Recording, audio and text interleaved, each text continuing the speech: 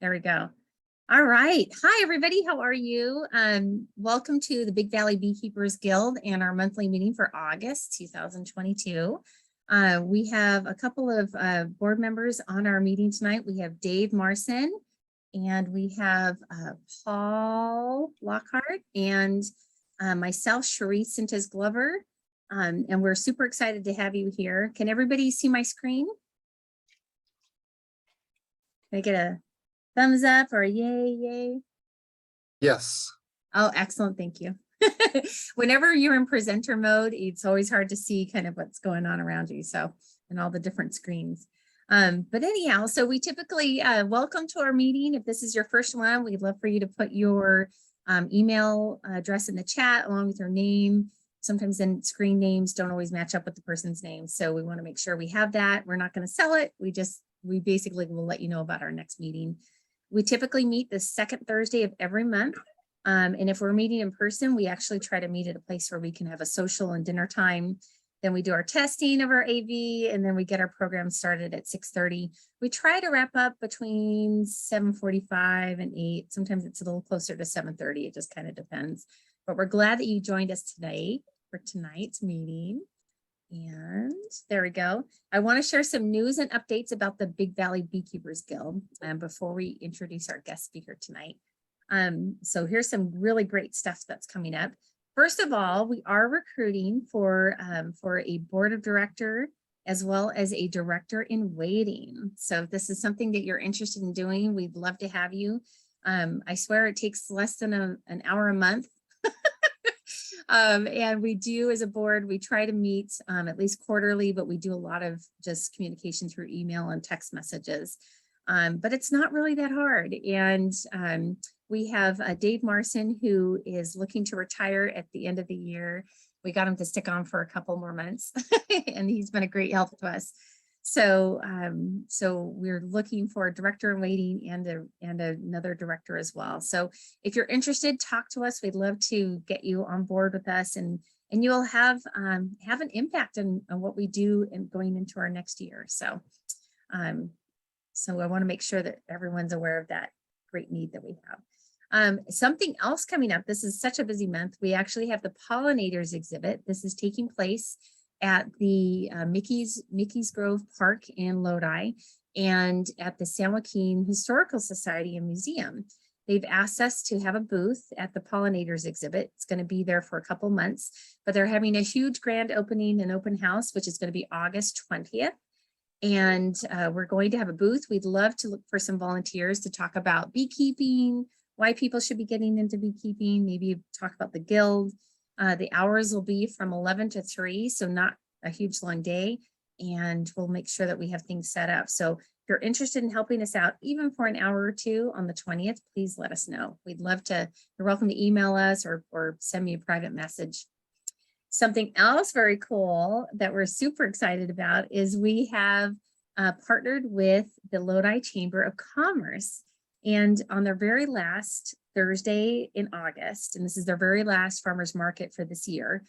For those of you that don't know, Lodi has a fantastic farmers market in downtown Lodi, and it runs May through August. And for their final day of the farmers market, August 25th, is going to be devoted to bees and honey and beekeeping.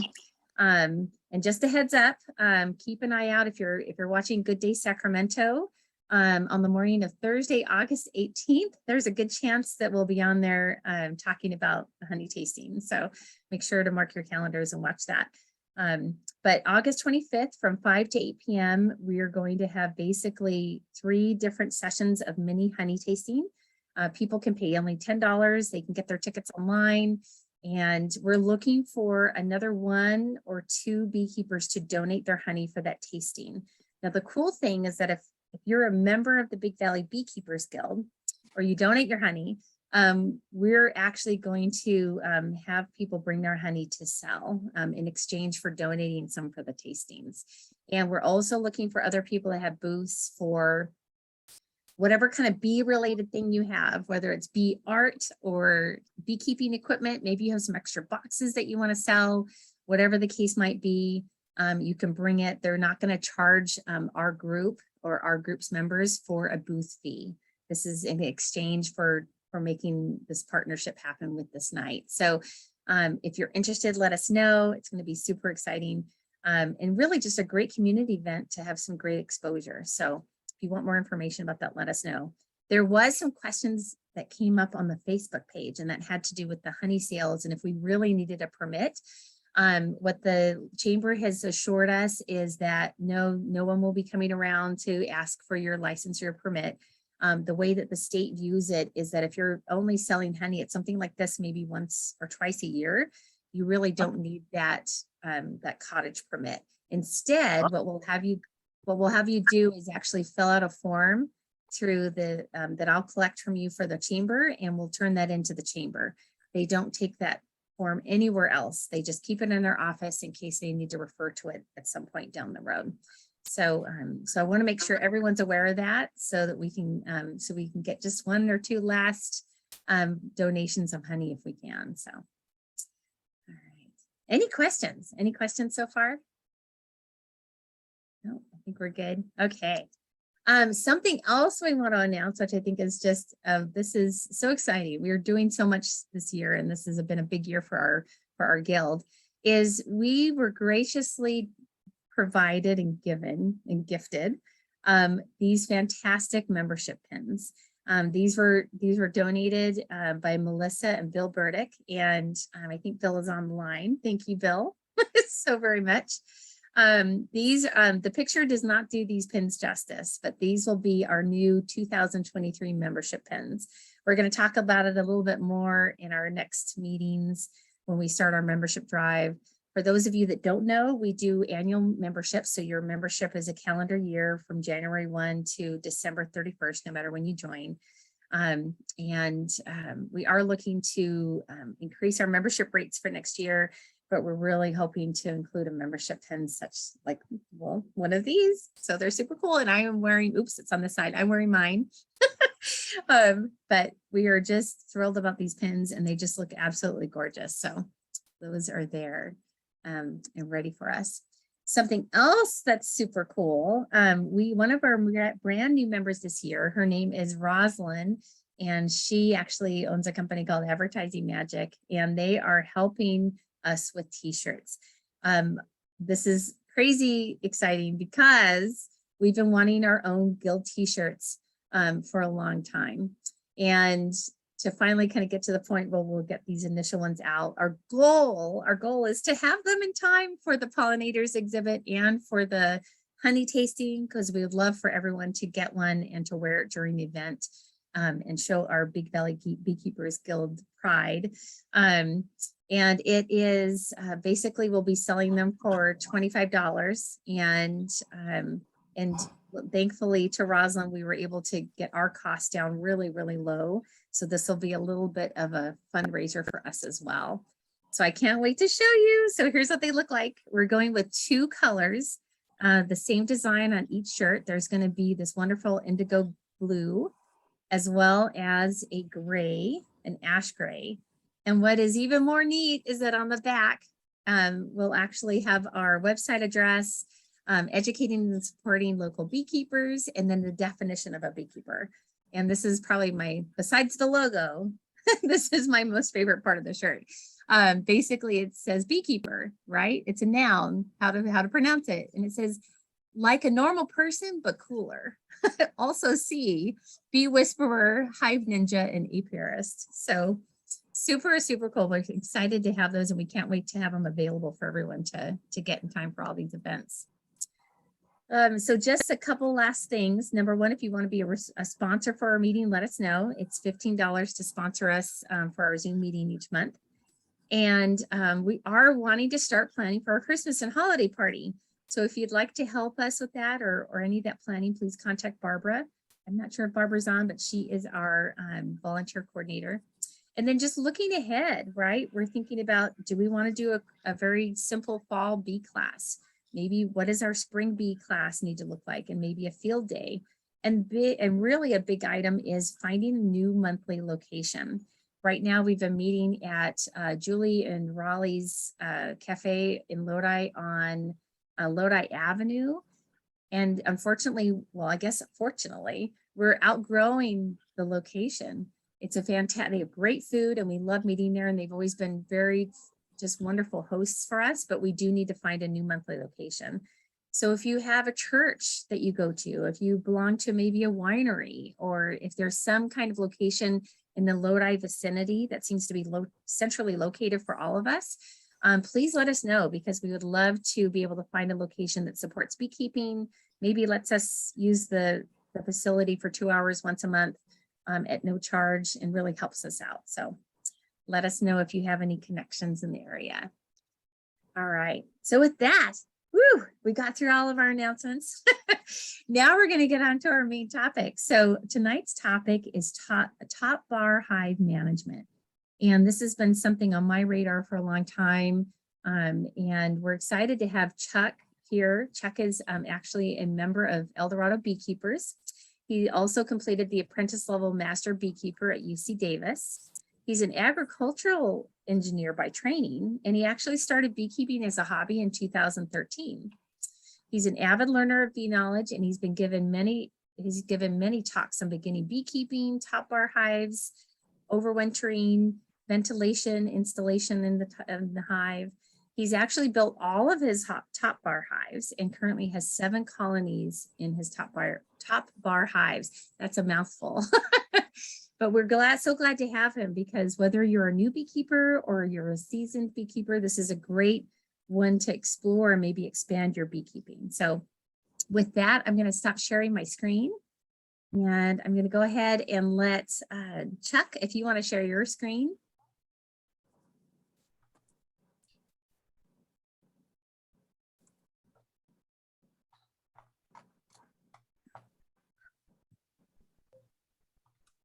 Are you still there? Yeah, I'm still here. Oh, good. I want to make sure. We don't want technical. Just I gotta I'll find it. right Yeah. slide. No, that sounds great. And just remember to click on that share the sound button too.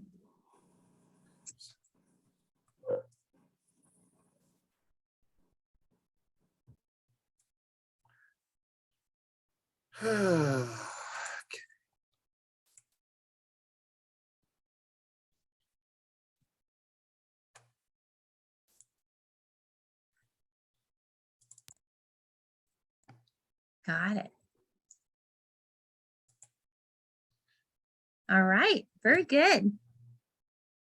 You're all set. Thank you. You're So my welcome. name's Chuck Jachens. When I wrote the introduction, I had 7 hives, and this spring I lost a couple. So I'm right now down to 4 hives, 4 colonies worth of bees, and all in top bars. The spring up here in the foothills was very unusual. And then I also do some other things, part of my work, and I was gone for a month and a half during the spring, so I missed the splitting season, and my one split didn't requeen itself. So I was able to keep that one colony, and they're booming right along. But I'm doing much better about keeping hives alive than I used to be when I started. So let's talk about top bars. Here is the basic top bar. Across here, we've got our top bars. We've got follower boards, which basically limit the space that the bees can use, so that you know, instead of adding boxes, what you do is you keep moving these around, or moving them away, and creating more space for the bees until you run out of room. The hive body is the outside. There's different types of entrances we can have. You can add observation windows. So along here in the side, you can actually cut this out and put in a piece of glass or plexiglass. And I've got pictures of that. I use inside feeders. You can use outside feeders, having a cover on the top where you can put insulation, and legs. Basically, the nice thing about it is the legs are completely up to you as far as what level. So if you're in a wheelchair, you can have them much lower. If you're a very tall person, you can have them up higher. You know, that at your waist level, belt level, maybe up to your belly button.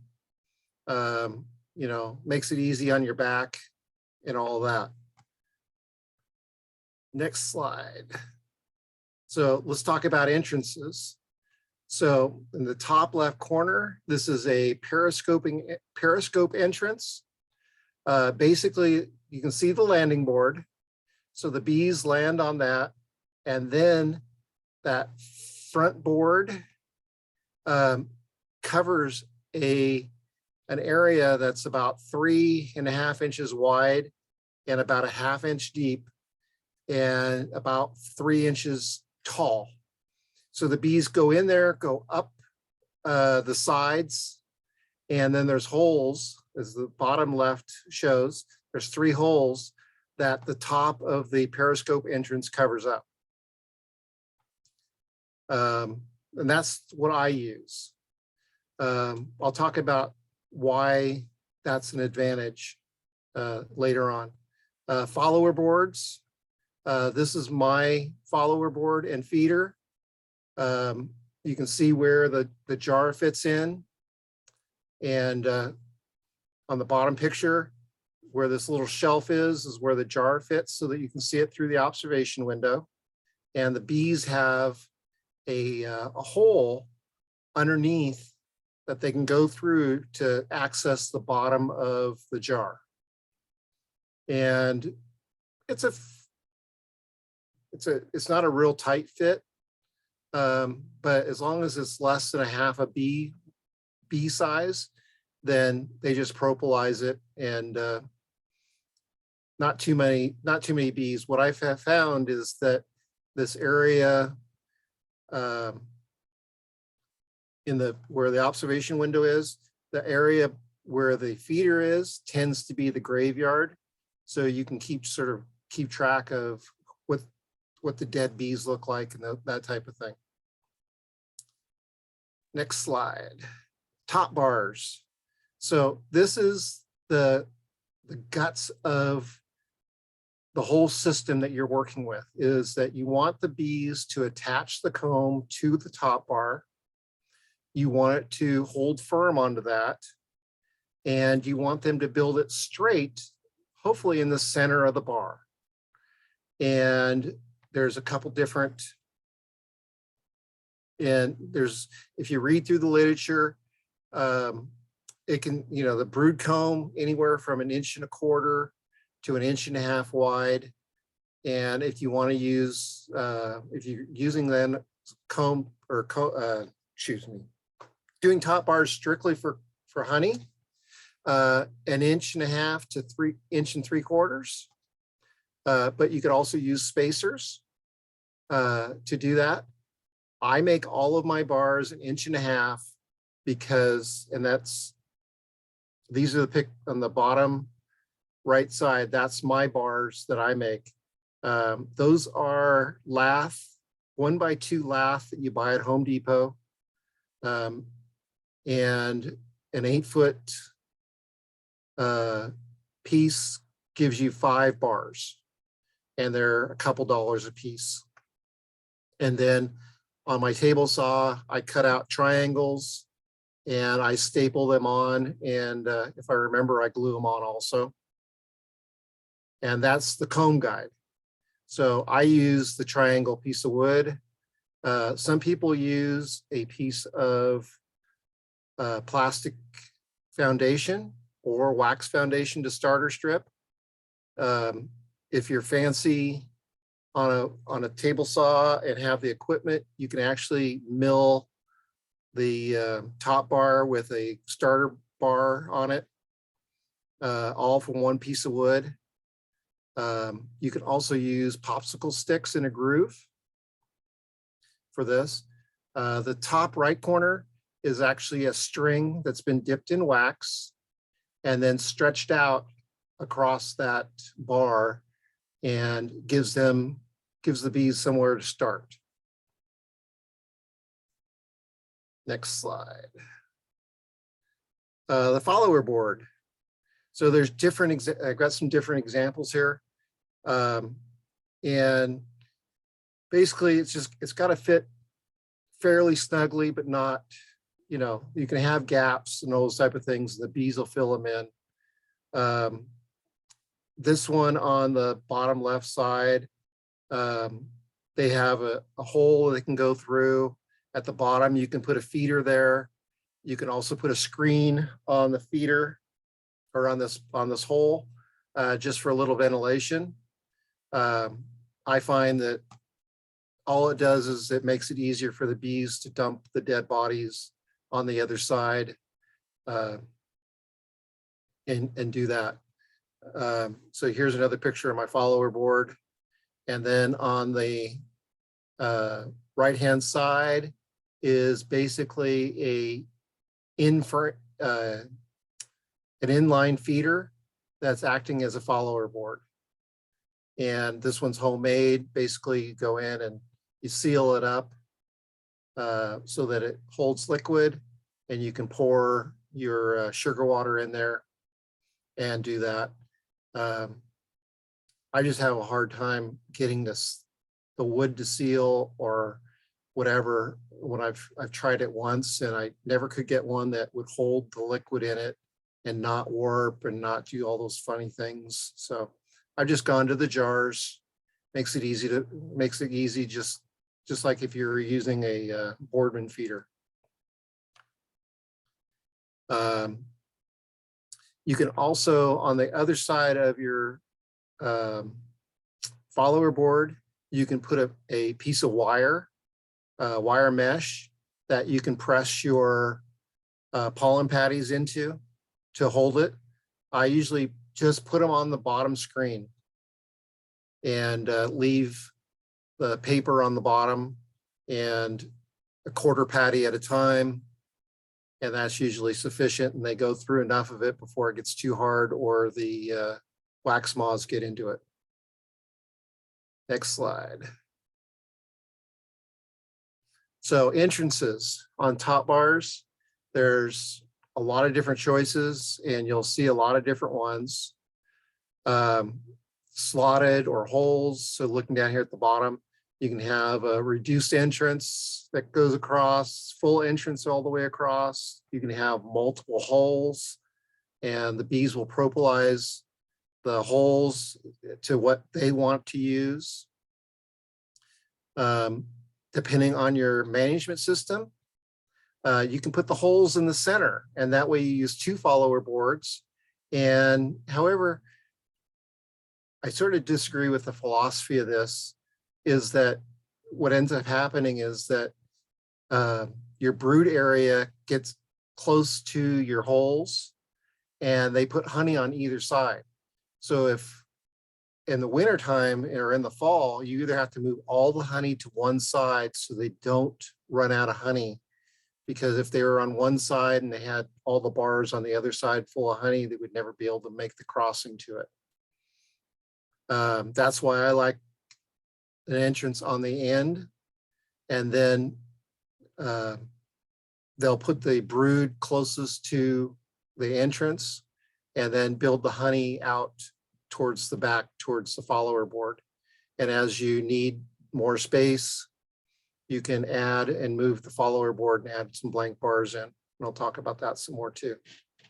Periscope entrance works like an entrance reducer. It's easier for the bees to guard.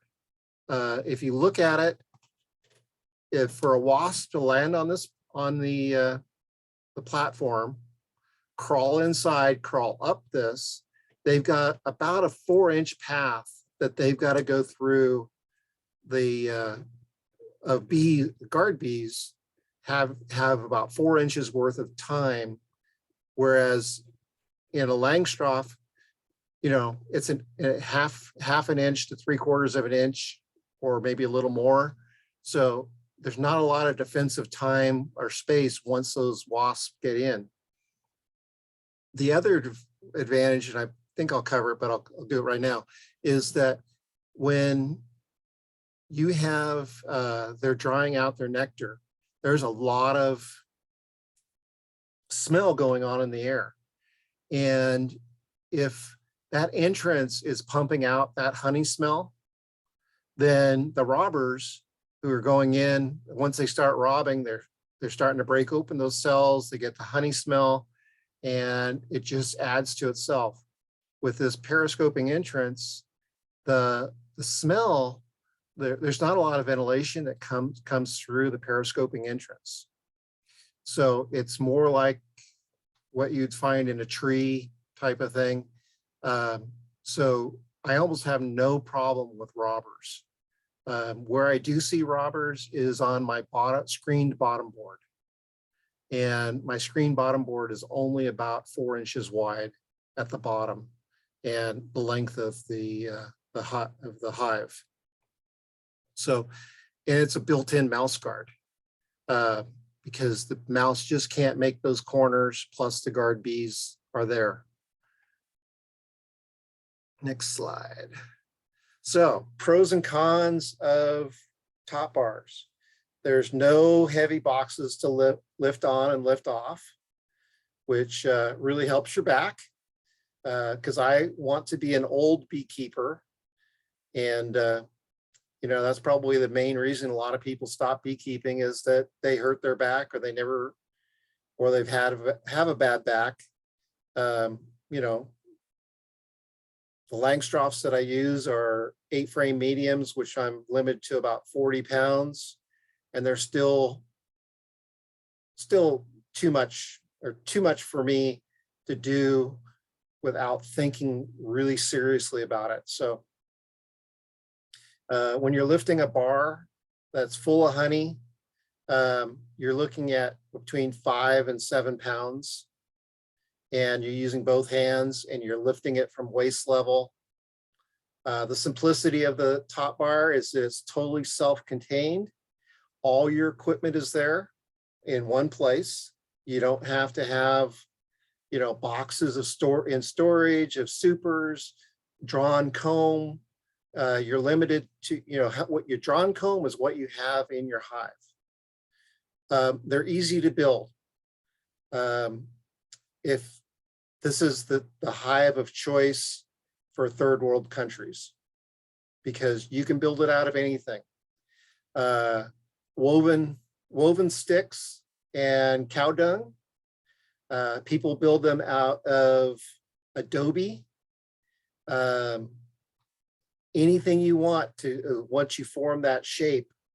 If you don't make consistent, if the bar shape isn't consistent, it makes it a little hard to move bars, you know, up and down inside the same hive and from hive to hive. But for the most part, as long as you get the shape about the same, access, waist high, it's natural. The bees are building their comb from scratch. They build the cell size that they want. So what I have found, if we have time, I'll have a video. And they will, you know, basically my bees are commercial bees that I brought in on packages, and they're about 4.9 millimeter cell size versus the 5.4. You harvest the wax with the honey. It's hard to find mentors. The cons, difficulty is more comb management. At the beginning, once you get the combs established, it's actually pretty easy. You're physically constrained by the hive. To try to move the whole hive, it is bulky, it is heavy. There is a fellow, Magnum, his last name is Magnum, and he actually has portable hives. So you're actually, and the other part is that you're going to have a lower honey yield because you're going to be harvesting the wax, because every pound of wax takes 8 to 10 pounds worth of honey of energy to make. to getting started to installing bees. Primary option is buying a package. Preparing, you need to pick your spot, leveling the hive, deciding whether you're going to feed sugar water, how many bars to start with. I typically start with 8 to 10 bars. If I can start with a comb that's already been drawn, I do that. If I have bees that are going and I have some emerging brood, I will pull that emerging brood bar, shake the bees off, and put it in with the package. When you're installing the package, you're hanging the queen cage between 2 bars. And let's see if the video works. Can you hear? Can you hear the sound? Not, Mom. Okay. Who do you think we are? Okay. So that's it, Mom. This is about 5 years ago. Crazy? My daughter is filming for me. Oh, really, and, Mom? Should have you? Hello, Rocky. Do you like the bees? Yes? So you could put this in bloopers, Dad. Oh, here comes the thumb. So, as you can see, it's pretty much just like installing an into a Langstroth. Ah, okay, too close. And you can see the comb. Mom. It's already in there. Oh, yeah. Okay. I'm spraying them with sugar water, trying to get them to keep calm. If I get stung. Nobody got stung in this, but it's what your comfort level is. I was not a first-year beekeeper doing this. So but the bees are not defensive. I've been spraying them with sugar water. They're flying around.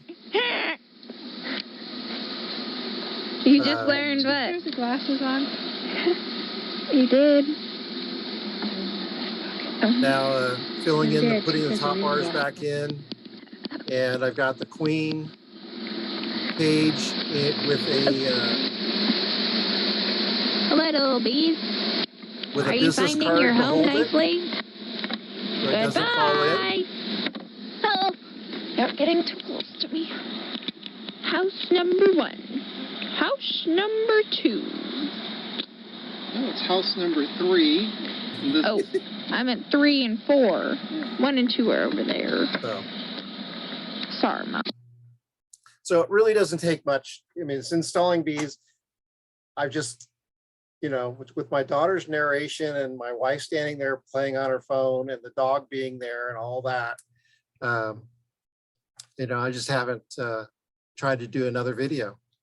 After you've installed your bees, feeding a new colony or a split, this is where it doesn't matter what kind of hive you have once you install a package. If it's a Langstroth, no matter, or whatever you have, you still have to make the exact same decisions because you're managing the bees, not the hive type. So, this is all pretty standard stuff. Just, you're doing exactly the same as what you're doing with the Langstroth. Hive inspection, you start with your follower board. You basically open it, crack it open and move that back. And I usually stop and listen to the hive and watch them for a little bit. A few bees will fly out and check me out. A few will bump me. Every once in a while, they just come right in for the sting. If they've been disturbed, they could be a little nasty. I don't use smoke, almost hardly ever, unless I plan to be in the hive for quite a while. So you check to make sure the comb's not attached to the sides. You basically break the bar loose, and you can lift it up and move it towards the follower board, lift it up and look at it. And basically you're exposing up to 4 faces of comb at any one time. Whereas a Langstroth, you've opened up the entire top. So all 10 frames or 8 frames are exposed, and all those bees are looking up between every comb. This one is not so much. You've got less less bees exposed. And when you take a look at it and you put it back in, you put it right next to your follower board and it seals it back up. And you just keep repeating that bar after bar. And when you're handling comb, let gravity do the work so that it's the comb, they built the comb straight up and down with gravity. So as long as you stay in that vertical plane, it should stay and not break off. You can flip it upside down as long as you do it through the axis. And it will, you know, if you mishandle it, especially new comb, you will, if you try to flip it over, you will break it off. And typically with new comb, it's like, oh, well, but you will do that. And so that's one of those things that you just sort of have to work through and know that you're going to break some comb as you go. Okay, here's a video for doing an inspection. So here I'm lifting it up. I'm going to set it on my bar stand, which is just PVC pipes and elbows, totally homemade. And you can see the shape of it.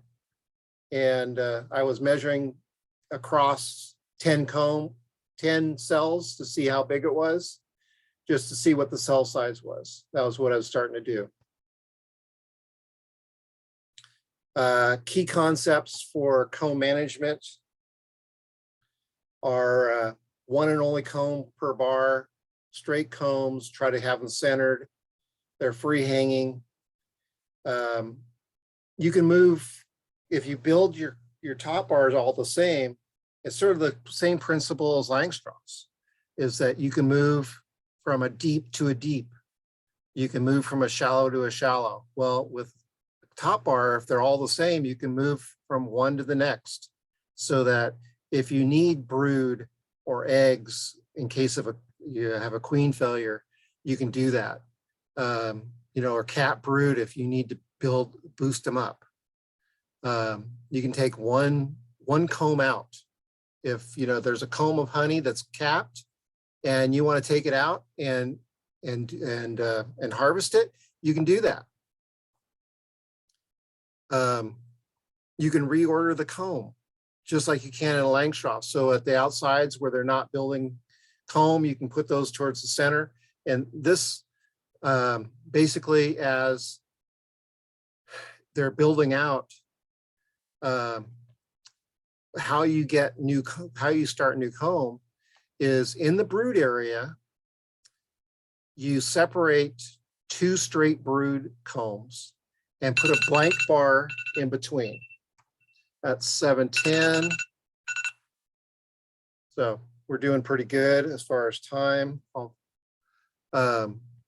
So we can move comb, we can do that, and we can put it between two combs, and the bees will start drawing that new comb because you violated their bee space.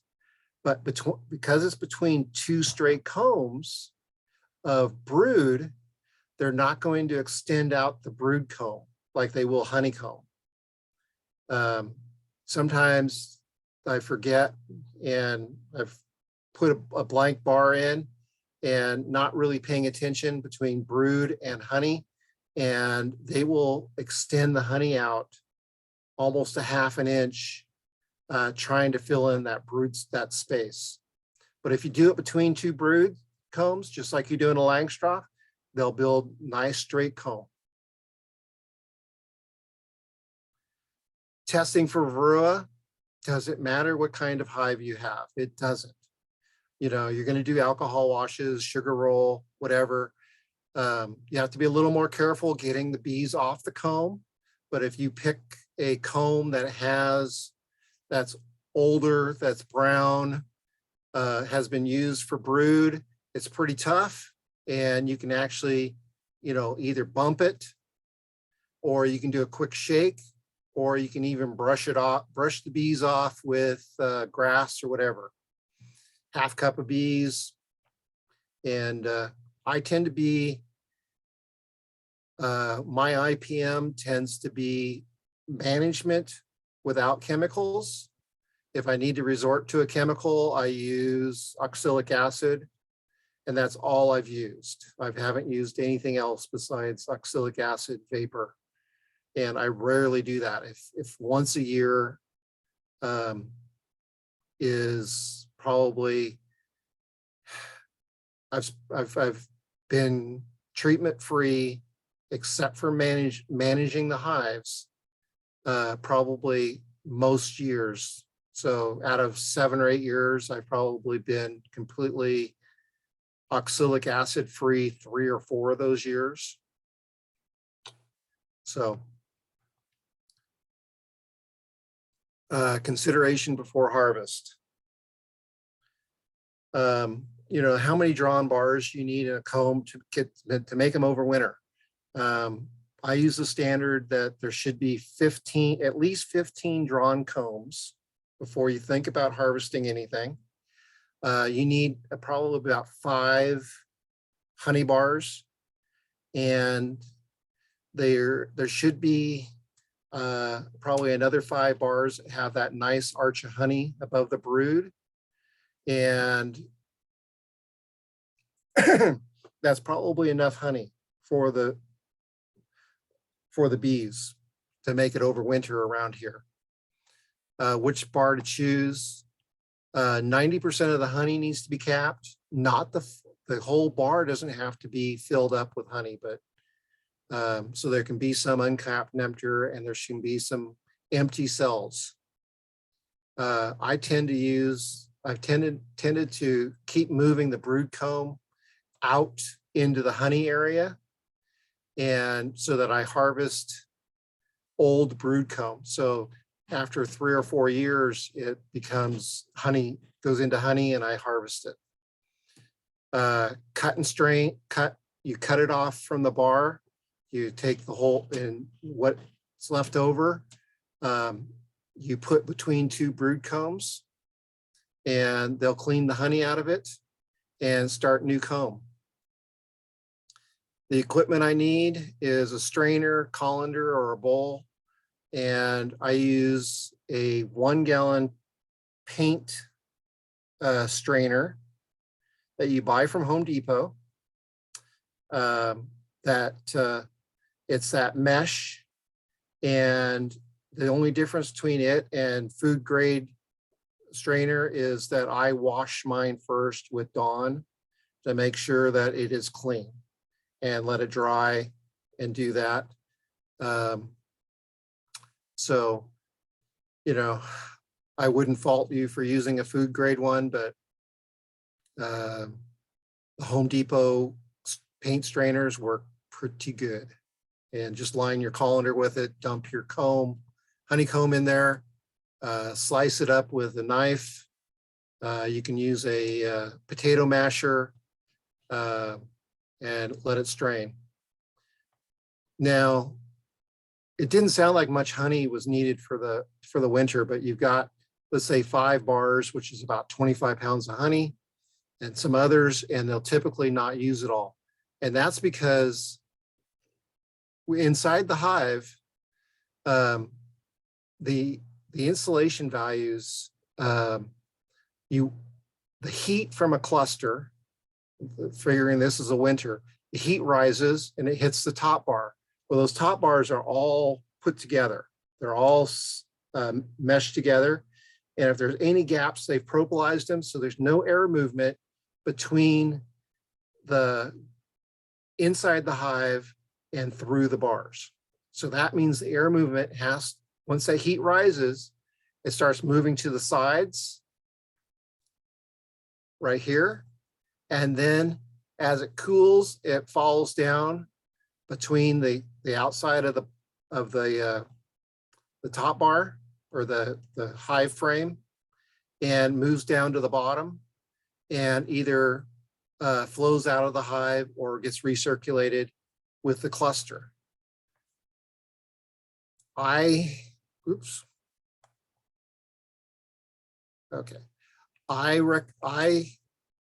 put a bat of insulation on top of my hive bars and underneath my cover.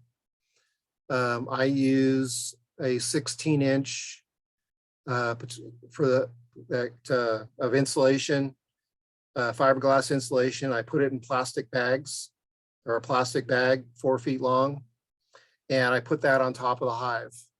And that's the insulation, so the heat isn't lost through the top of the hive, and you don't have condensation happening on the bottom of the bars. I recommend the same thing for Langstroths, is that you insulate your tops so that all the condensation occurs along the sides.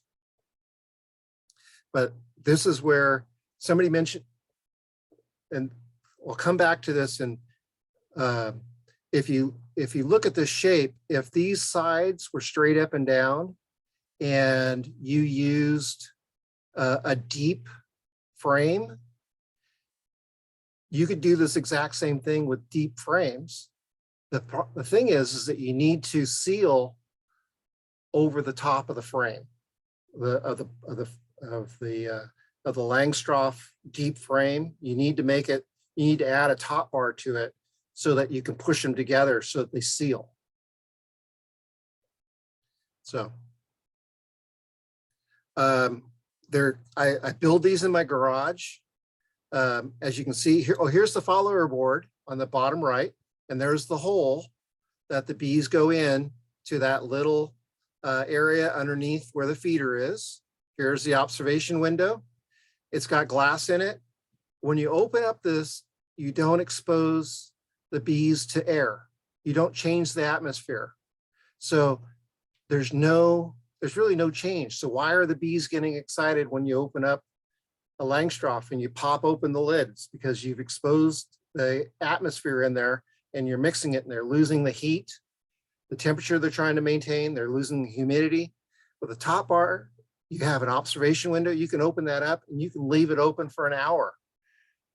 Sometimes the bees will come and check you out because the entrance is on the other side. They might come by, but you can watch the bees inside.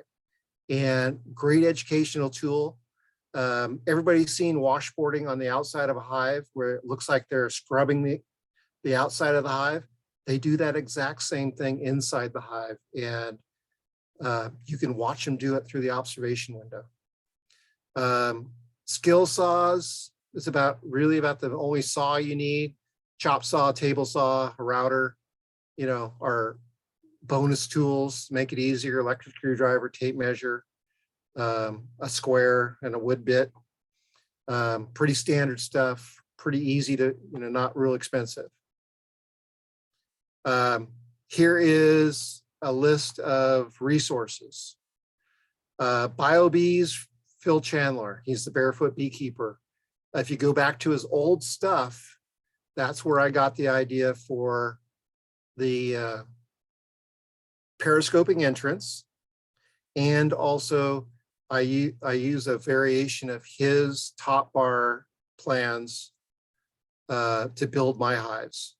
Michael Bush has a really good website.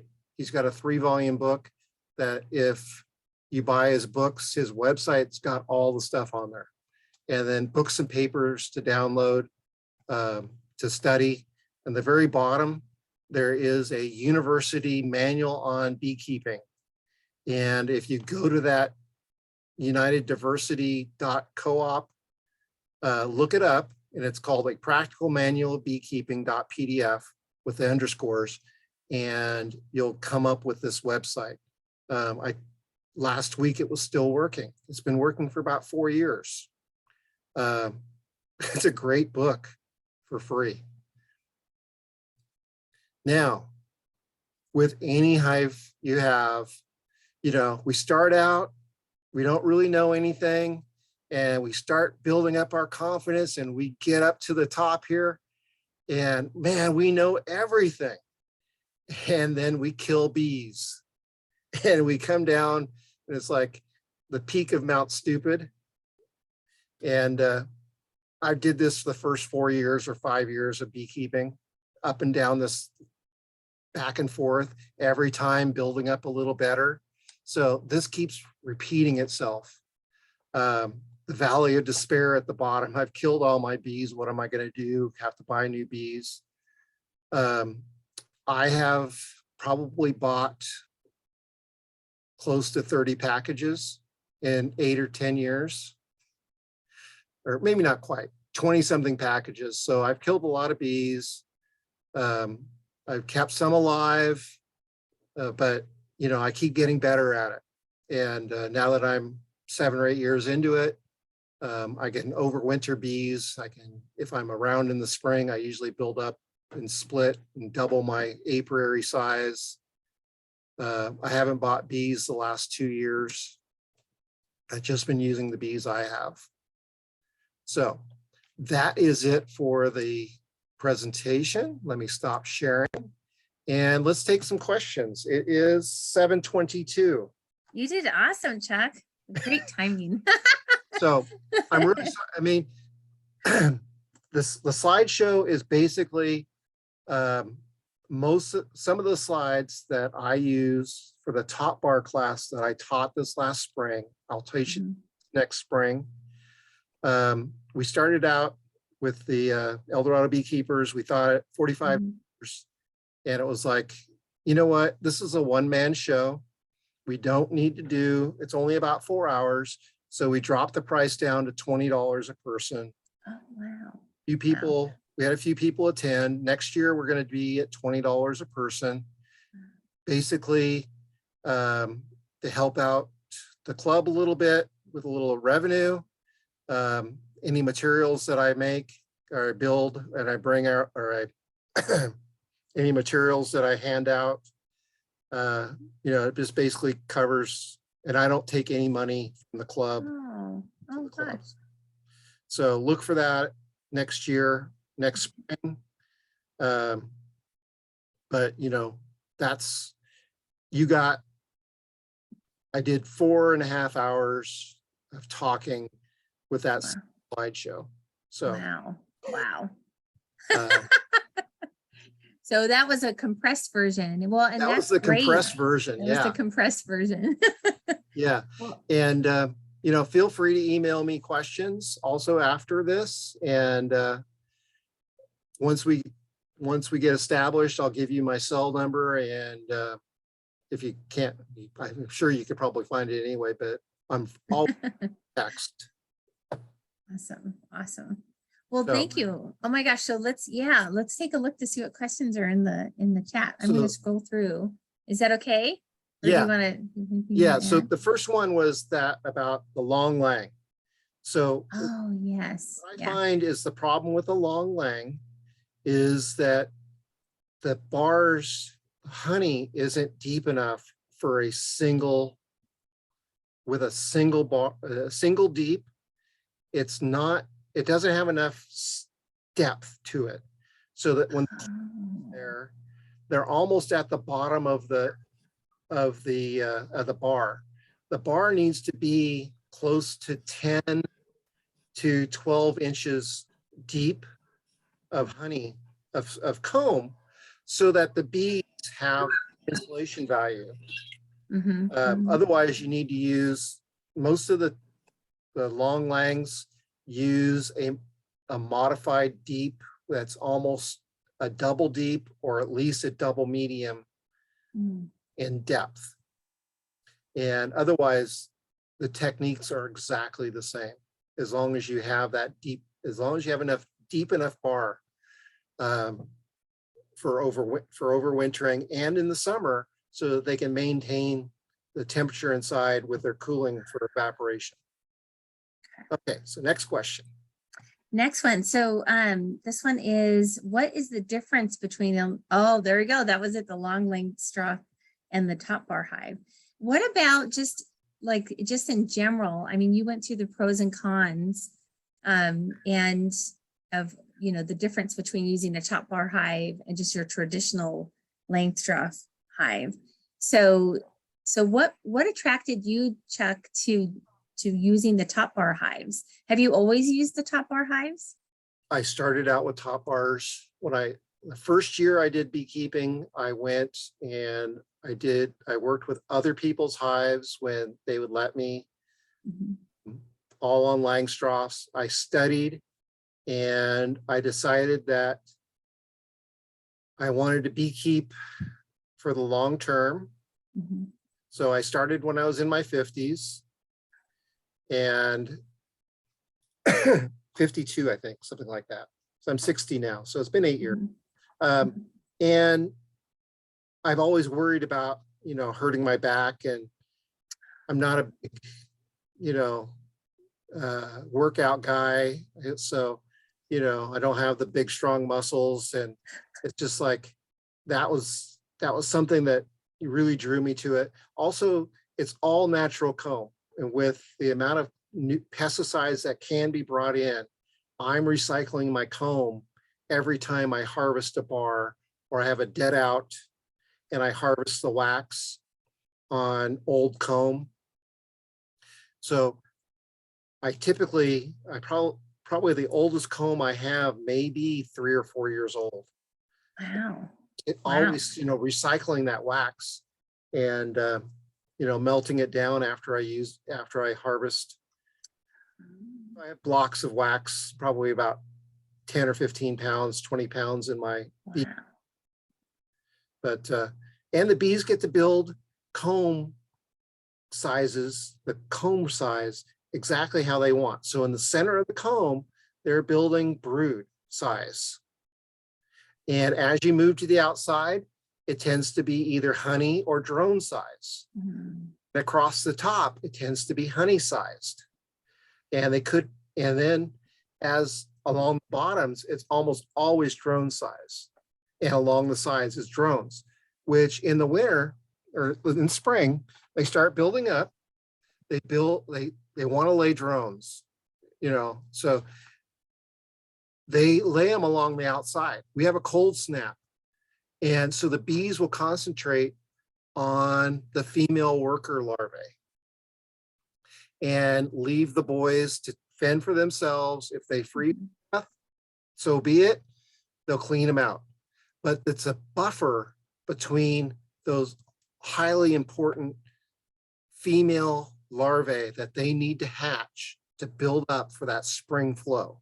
Mhm. And those drones are actually have a use because they're protecting those female bees. If they die, they'll pull them out, during the warm spell, and they'll take them out. If they live through it, if they're not completely healthy, they're going to get kicked out. Mhm. But if the drones that make it are healthy and whatever, then all that much better. But it gives you what bees in a tree would be doing.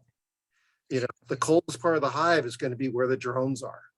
And So that's Chuck, one of the questions relates to that a little bit, which was because the bees are not building, they don't have a foundation to start from, right? They're building that straight comb. Do they tend to need more feed, or do they tend to need to have more feed for longer months?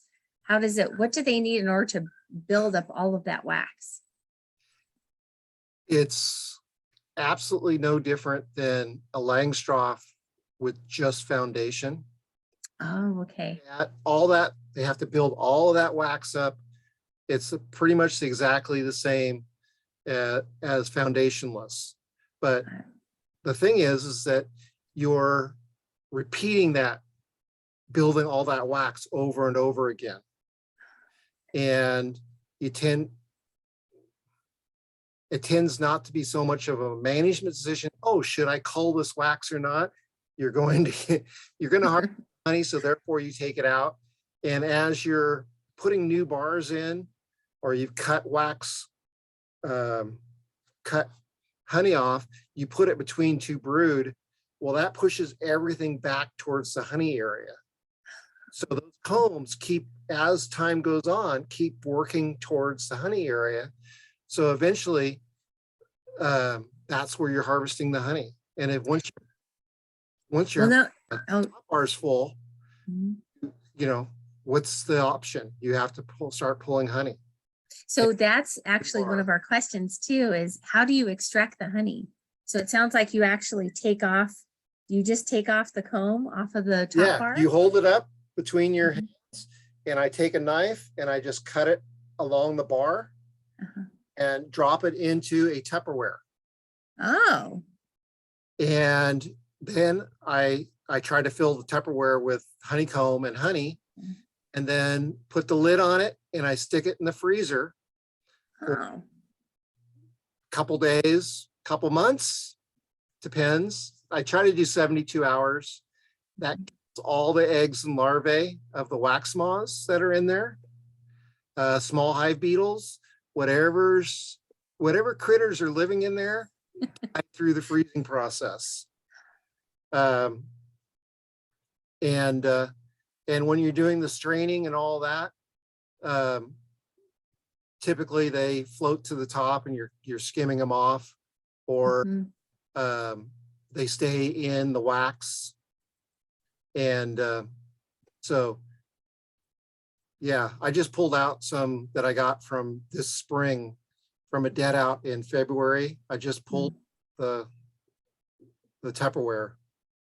Got it. And Wow, very warm up cool. outside, and if on a warm day I let it warm up and I just start pouring it out from the Tupperware into the paint strainer that's in under that's sitting in a bowl. And when it starts getting close to the colander, I stop and Mhm. drain the honey into my bottles and I go from there. Now, how about if somebody wanted to hire someone else to build the top bar setup, do you know of any people locally that build those and sell them? Or I know that you had plans as well, like on your resource sheet, but do you know Yeah. anybody that builds them and sells them, like in this area?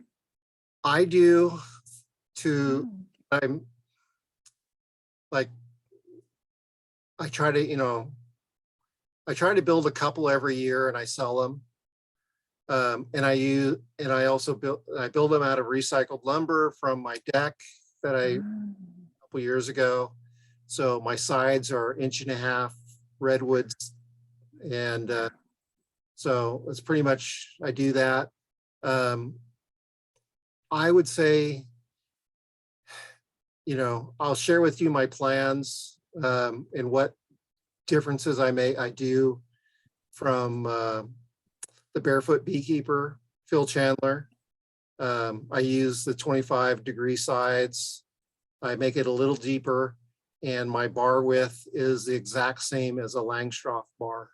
Oh, interesting. Okay, good deal. Because I had grand plans of putting Langstroth boxes on top and Oh. honey supers on there, and Oh, I see. It was an experiment. Or yeah, that never happened. now we do have another question having to do with how you place the bars. So do you place the bars together butted against each other, or do you leave a space in between the bars? No, you butt them up as tight as you can. Oh, okay. Just You like don't any want- other frame. Yeah. Yeah, you don't want any airflow from inside the hive to be coming up through the bars.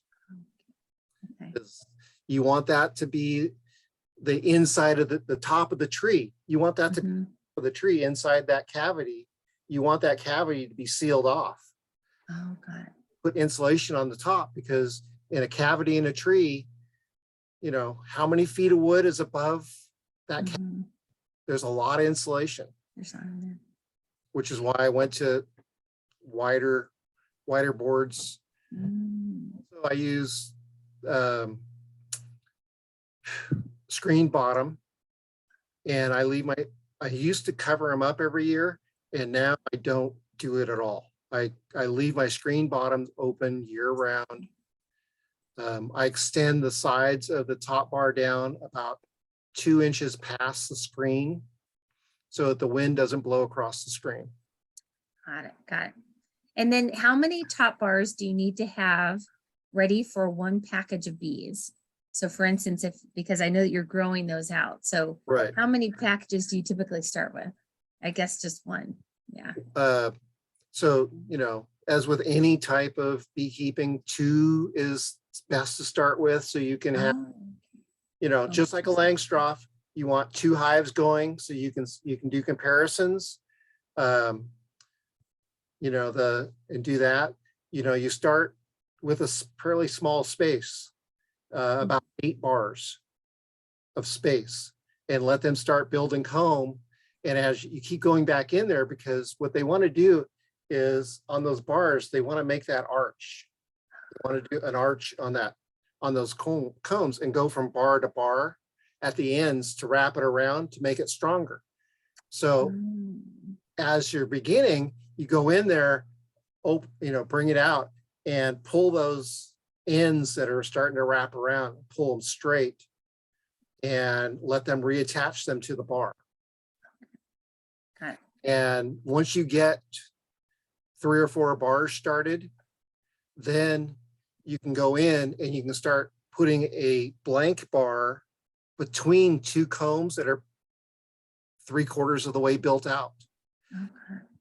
They will jump on that bar before they'll start building out on the outside. And that's where the management really comes in, is that first round of comb. It just keeping track of them, because if you let them build 5 combs by themselves, they will attach it to multiple bars and you'll have to go in and fix it. And you'll lose some comb and you'll feel bad.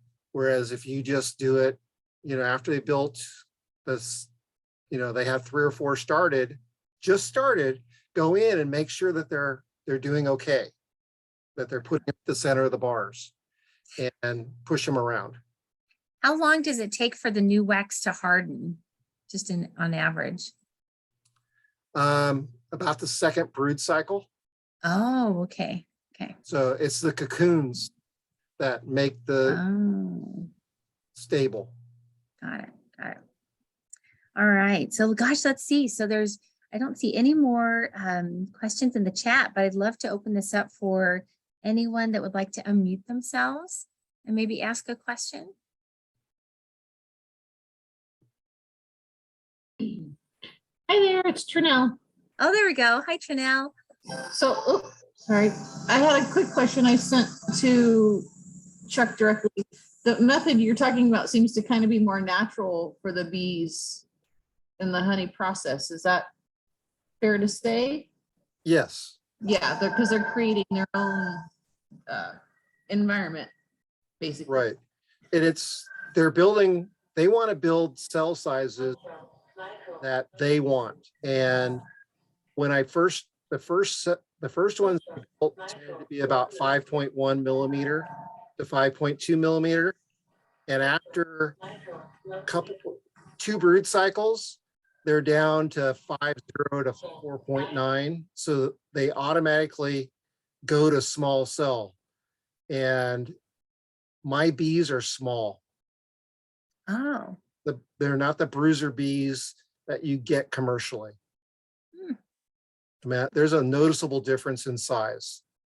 wow. That's interesting. Okay. So, Oh, interesting.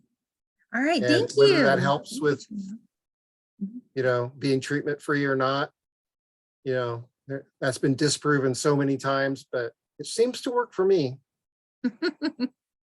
That's the thing though, Chuck. You ask 6 different beekeepers the same question, you're going to get 6 different answers. Right. So And you that's may have the only only thing you asked can 3 count on. beekeepers. Right, right. Can I ask Oh. one more question? Oh, Sure. Trinell, I had muted you because we could hear the background noise. So yeah, go I ahead. know, I'm Yes, yeah. sorry. I No, that's apologize. okay. I live in Pioneer, so I'm in snow country. We get, last year was crazy, but let's just say an average of 4 feet in and out, could be a week, could be a couple of months. So I'm a total newbie to beekeeping. I'm getting my bees here in a couple of weeks, and I know it's late in the season, but I've built somewhat of a structure. Should I have that roofed and insulated to protect them, to keep the hive through the winter and overwinter them?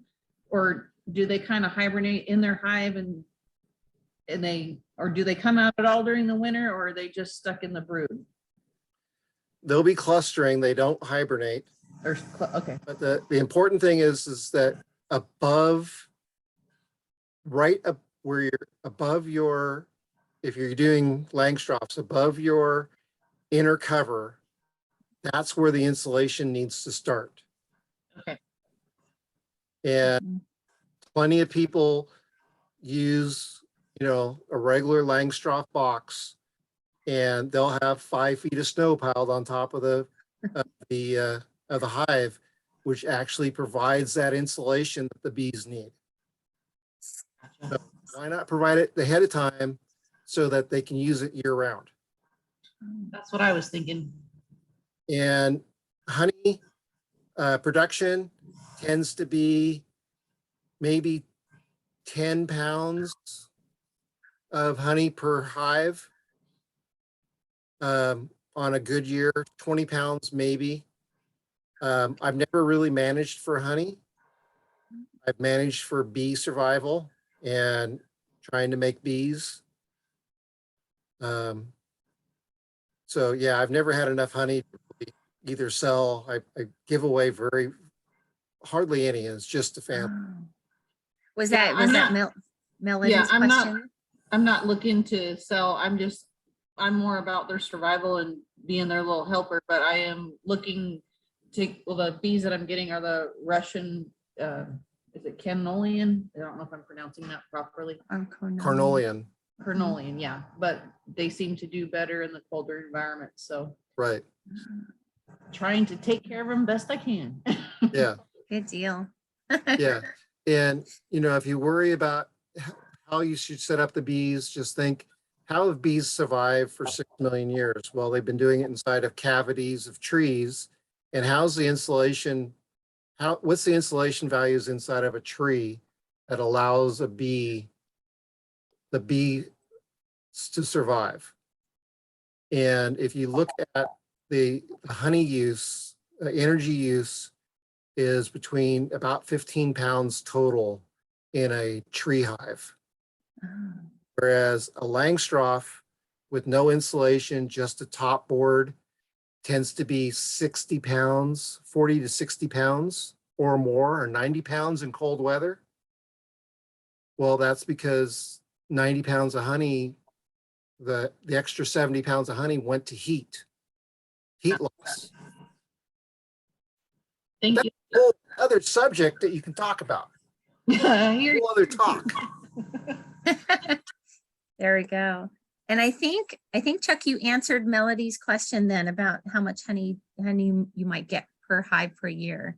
So there we go. That was it. Yeah. Very good. Well, I have a friend good. that does much better with honey production than I do. But never been Everyone's different. Yeah. Yeah. Anna, did you have a quick question? Yes, quick question. My Okay. bees are in Volcano, pretty close to Pioneer, and I have the last 2 years, you know, I have lost my hives because of the cold weather. Last year, I used insulation around the box and on top, but you know, we had a lot of what do you call that? Like water inside. Oh. So Wow. I wonder if, you know, I should just put the insulation on the top of the box, or if I can wrap them again and use the insulation on the top. You want about 5, I think from my engineering perspective, and just not proven, just empirical, you need about 5 times the insulation value above the hive that you do to the sides. So if you've got cold weather, you can always add a 4-inch extension to your top so that you have a deeper top and add more insulation up there.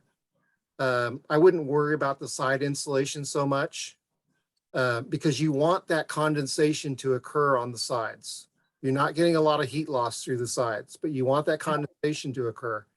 And the bees need water all winter in order to liquefy the honey to be able to eat it. Okay, got it. Thank you so much. Yeah. Yeah, And Dave actually, he mentioned too that he tilt says hives a little bit forward so the water does flow out if it does come in the hive, right? Because you definitely Right, but don't I've want got any screen water sitting. bottoms. So Oh, yeah. there's Oh, so no, they go it right drips out. right straight through. That's so good. Yeah, me And too. I've seen I the use little screen bottoms. drip marks on the ground, especially in the spring when they're trying to condense their honey down Oh, yes. and Yeah. they're evaporating honey. I've Mhm. seen drip marks in the mornings Wow. over Very the cool. night. Very cool. All right. Very good. Thank you, Anna. Well, let's see. Well, I'm looking at our time. I think we're right about where we're ready to go. Just a quick reminder, just with our slide here, I'll share my screen really quick. So just remember, well, first of all, we'd like to thoroughly thank Chuck for being here and for talking and presenting to us about Top Bar Hives. Thank you very much. You're I- welcome. something- And just to let, you didn't mention it, I'm a member of your club too. Oh my gosh, yes, you are. Chuck graciously joins our club every year too, and I join his club. So we we share the sisterhood, what we call ourselves sister clubs. So there we go. It's And called Chuck, cross-pollination. Yes, and actually I will be there on Sunday night for the El Dorado party. So I'm looking forward to it. So it will be good. My gosh, so yes, so our next Big Valley Beekeepers Guild meeting is going to be Thursday, September 8th. We'll probably be back at the restaurant. But again, if you have any connections in the community and you can help us find actually a larger location, that would be fantastic. Although we love the food at Julie's. So the other thing though, between now and then is don't forget we have the Pollinators Exhibit August 20th at the Mickey Grove Park and the Historical Society.